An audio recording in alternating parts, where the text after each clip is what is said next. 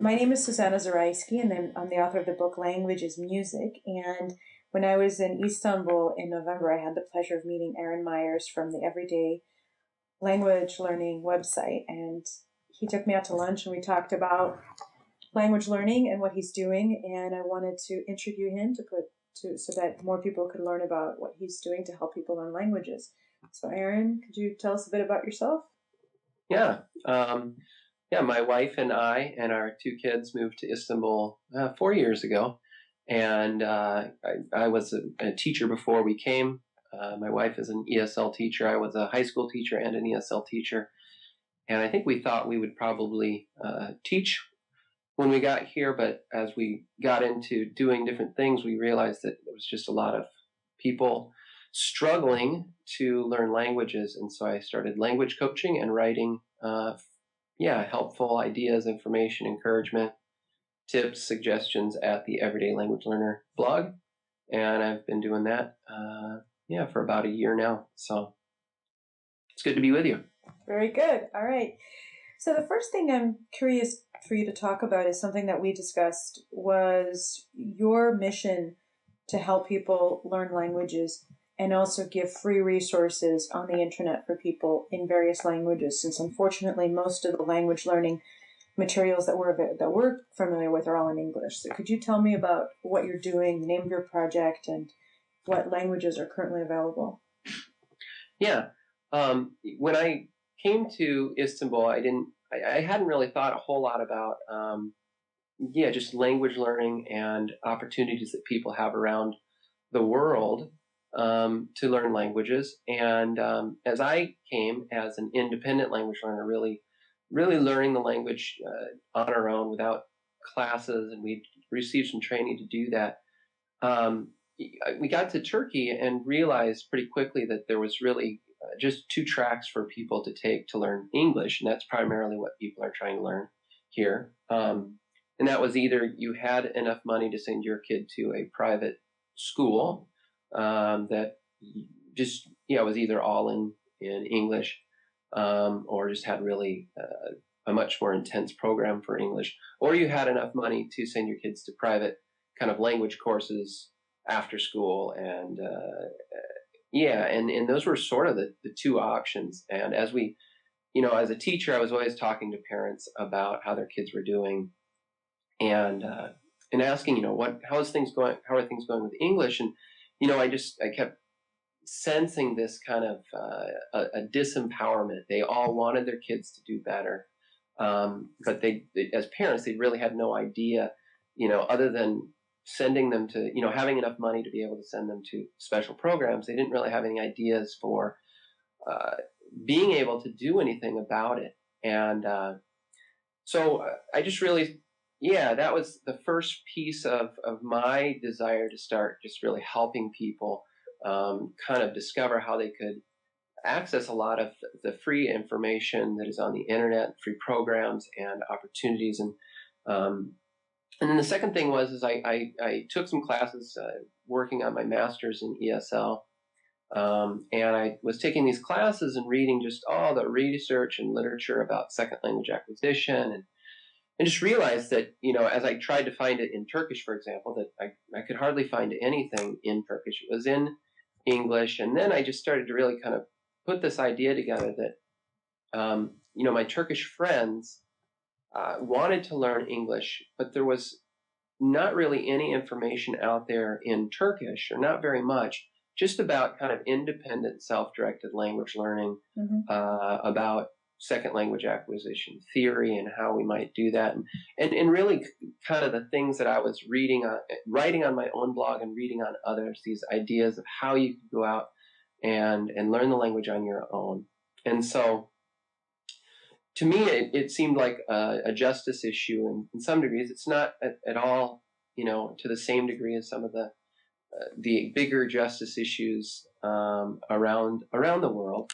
But nonetheless, it felt like a justice issue, and so I named this project I-586, and the I is from in the Bible. There's a prophet Isaiah, and he wrote about justice a lot, and he wrote this verse.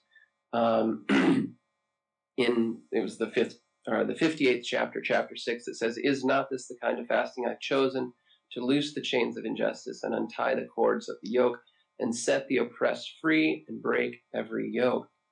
And I guess as I was putting these justice issues together, and that's really, it was about freedom and giving people opportunity, and really, just whether we like it or not, English is becoming the dominant language, and English for many is opportunity for a better life.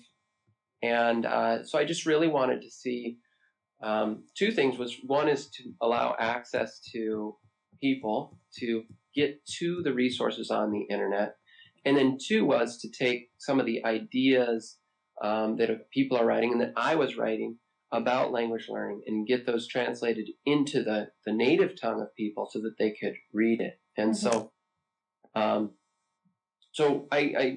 working to get my guides. I write, I've got several guides I've written that really, one is about motivation and commitment and attitude and how we can create and maintain and protect those things as language learners. Another is really a comprehensive guide of how you can become an independent language learner. And then a third one is it's called the Guide to Self-Assessment. And again, it's for kind of independent language learners to really look at their language learning program and not just make a judgment of like, this is how I'm doing, I'm passing or failing, but really to assess what I'm doing, how I'm doing, and how I can maybe adjust things to do better. And so my goal is to get those translated. Two of those I sell off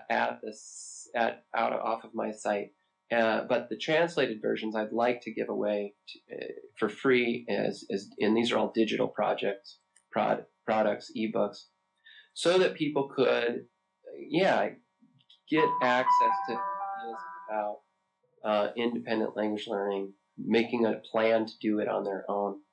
And I'm just getting started with that. The shortest guide is the Guide to Sustaining, and it's been translated now into Turkish and Polish. And my goal this year is to get that guide as well translated into Brazilian Portuguese and Russian, and then as well to get the Getting Started comprehensive guide, because it's more the one I'd like to see translated, because it's really the one that lays out the plan for how you can go about learning the language on your own, creating a plan for yourself, understanding how we learn language. I talk about all those things in there. And so I'll continue to sell the English version, but I'd like to be able to give away the translated versions. And as well, I really, with my blog, I encourage, because one of the things I see is that there's native speakers of other languages who are blogging about language learning, but in general, and it makes sense. They blog and they write online in English because that's where the majority of the audience is. But I'd love to see those people turning around and writing more in their native language. And one of the things I've also said is that if anybody ever wants to take any article that I write or have written and just translate that and use it on their blog, I don't care even if they give me credit for it. I mean, it'd be great if they did, but I just want, if there's good ideas, I'd love to see those going back into the native languages, because the goal is to learn English. But if you haven't learned English yet, your native language could be the key to get you the access to the best information and the best programs and ideas. So that's kind of a Project I-586 in a nutshell. Another side to that is I've got a site that I've written in Turkish, and it's really this idea of creating a simple site with kind of links to language learning programs, games, different things, but with a Turkish kind of summary of how you get into the site, what you'll do when you get to the site. And trying to, the internet's this vast ocean of information and opportunity, but as an ocean, it's an awful lot like just throwing a hook out there and hoping for the best. Even for me, as a native English speaker, it's like you type in English language learning game or something, and 5 million results come back. And so what I've tried to do is to kind of find what I feel like are the best, most bang for your buck sorts of sites that are about helping people learn English, and then writing a brief summary in Turkish of how you're going to get in and use it and how it's going to go, so that it can act as a key to this kind of locked world of opportunity.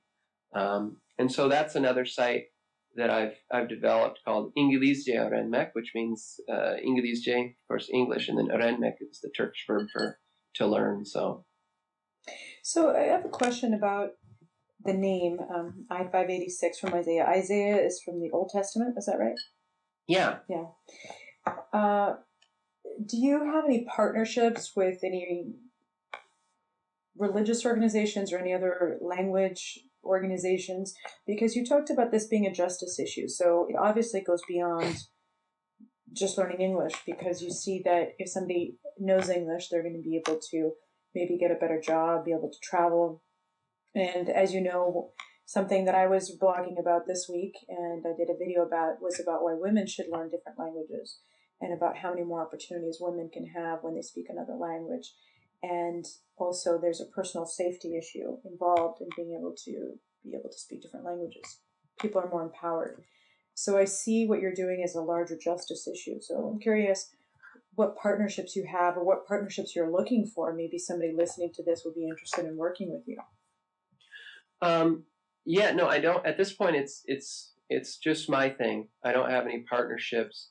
The partnerships that I've pursued have been in looking at others who have written guides, books, programs to help people learn English, and kind of pursuing and encouraging them to as well, either get their stuff translated and give it away, or to some of them have it translated, but they aren't giving it away, and encouraging them to consider giving it away.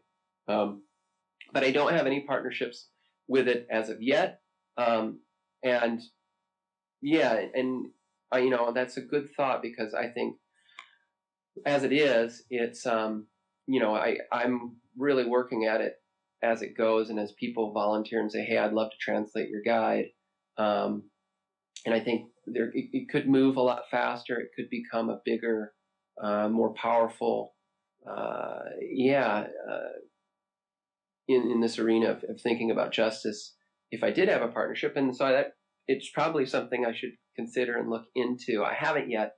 I've at this point, I've just mainly viewed it as getting, my stuff translated, and then trying to develop the other side of the blog and what I do into a business. And so it's not exactly the main focus. But yeah, maybe it should be, and maybe I should pursue partnerships. And it's a good thought, something I hadn't really considered. But because I mean, any of the guides could get translated if I had just the money to go out and pay for a translator to get it. And so a partnership would allow that to happen. And so I'll have to consider that. So if somebody right now wanted to get the Turkish or Polish versions, where would they go? There's a couple places. I try to have a link to everything on at the Everyday Language Learner site, under everydaylanguagelearner.com. Yep, everydaylanguagelearner.com. Okay. And that's my main kind of home base. And at the top of that is a language learning resources link. And if you click on that, it'll open up a page full of different resources. And kind of in the center toward the bottom is an icon for Project 586. Mm-hmm. And that page basically kind of tells what my thoughts about I-586 and what I'm doing with it and what my vision for it is. And at the bottom is a link to all of the versions. And so if you go there, so I've got an English, Polish, Turkish, and then I've also created a Turkish-English parallel text of the guide to sustaining. And in that guide, I'd like to turn everything into a parallel text with the Polish on one side and the English on the other side. But that takes time. And so I got the Turkish done. I have a vested interest in Turkish. So, yeah. Okay. All right. Is there anything else you want to talk about related to Project I-586? Yeah, I think the main thing is if you are a non-native speaker and you're listening to this and you've had an inkling of writing and sharing ideas about how people can learn languages independently, more effectively, more creatively, having a lot more fun. Just I'd want to encourage people to begin writing about those things in their native tongue for the speakers of their language, and then just say, if you want any of the articles from the Everyday Language Learner, feel free to translate those and use them, or parts of them. Feel free to translate the guides and be able to give them away from your site as well. Mm.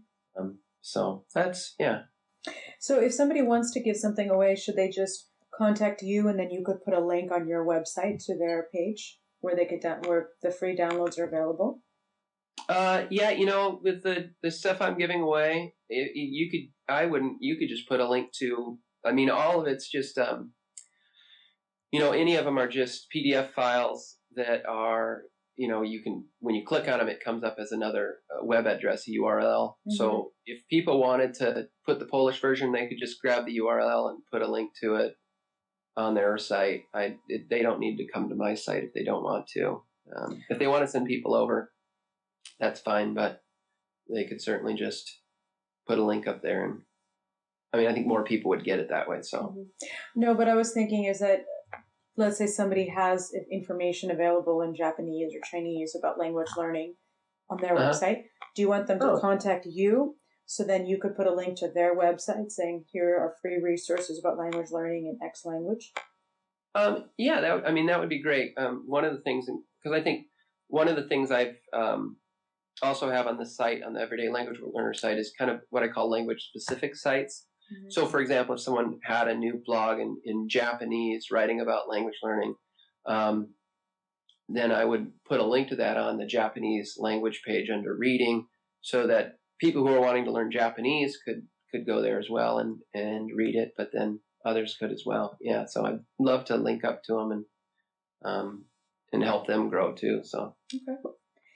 So there's something I want to add. Actually, I was thinking about this, that my first language is Russian, but I primarily do everything in English or Spanish. And I made a video about a year ago for the State Department, our foreign ministry in the United States, and I did it for free, but I did it in Russian to help Russian people who want to learn English or other foreign languages. And I sent it to the State Department, and they put it on their Russian language Facebook page. And a couple of months later, I knew I was going to be in Central Asia, and the U.S. Embassy in Kyrgyzstan set up presentations for me in Kyrgyzstan to do presentations about my book in Russian and English. And so the reason I bring this up is that somebody may be listening who is like me, who's originally from one country but actually lives in the United States or Australia or the UK and primarily writes in English. But if you do write something in your own language, or if you do have a video or something like that about language learning in your first language or the language you spoke at home, that could also open up opportunities for you to reach audiences in other parts of the world. In my case, it was in Central Asia. And it was wonderful because I talked to young kids, teenagers, and teachers of different nationalities, both Uzbek, Russian, and Kyrgyz. And it was a wonderful opportunity because I was able to reach these kids who otherwise didn't know about how to learn languages, through music or media. And all of this started because I did something for free. I put it out there. So I do encourage people to do things, even though it is an investment of time. You never know where it can lead you. Yeah, that's cool. Yeah.